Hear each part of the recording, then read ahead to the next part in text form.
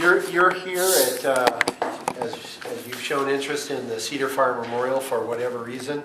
The district set aside some funding and a location here on this property for the Cedar Farm Memorial. It's not a big spot, but it is a place that we think is a good idea. It didn't impact our operations. It's an area that won't be used for anything else, and we think we'd like to do it right, but we'd really like the community's involvement and input before we just cook up some plan and put in the fire department's version of that. This is really this impacted the fire department clearly, but really impacted our whole community, and so it wouldn't be fair for us just to decide on our own.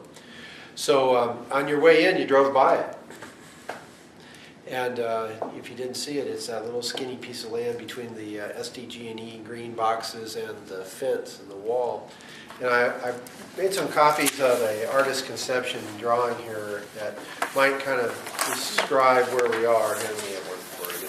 This little part in the foreground is the area that we've set aside. It's currently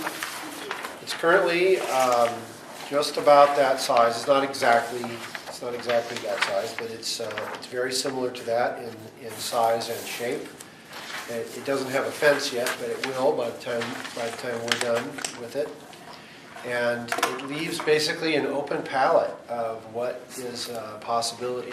And this particular slide, and this was provided by our architect when we purchased the house next door for the constructability of the fire station. What we're planning, what I'd like you to see is what's in the foreground of what we're planning. Because I don't really know if I'm not really sure if that building would fit on the property, so let's just kind of look past that building, but look in the foreground to what it is. This was just a kind of a quick drawing of what it could be, and we thought that was exciting, and this was just somebody's view of it. I also have a plot map of the same idea, but it's an open palette, and we're looking for some ideas of how to make it blend with the rest of the fire station as part of landscaping and still make sure that we commemorate those things that the community wishes to commemorate.